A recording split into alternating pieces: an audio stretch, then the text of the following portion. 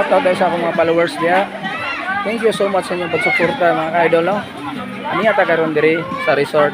Ano man ay sa ato ang sweldo nga gihatag ni Facebook, ito na. Ayan. Nakita nyo, oh, ayan oh. Yan yung na ano ko, natanggap ko na sahod. So sa first time na akong sahod mga idol, ito na yung kakalabasan, oh. Meron na akong na ano. Kita nyo? Kunti lang muna yan kasi bago pa naman. Oh. Yung sa mga ladies natin dyan, oh. Ayun.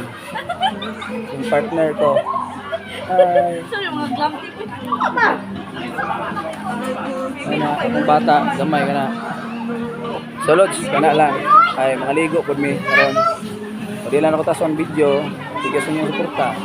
So, God bless and bye-bye.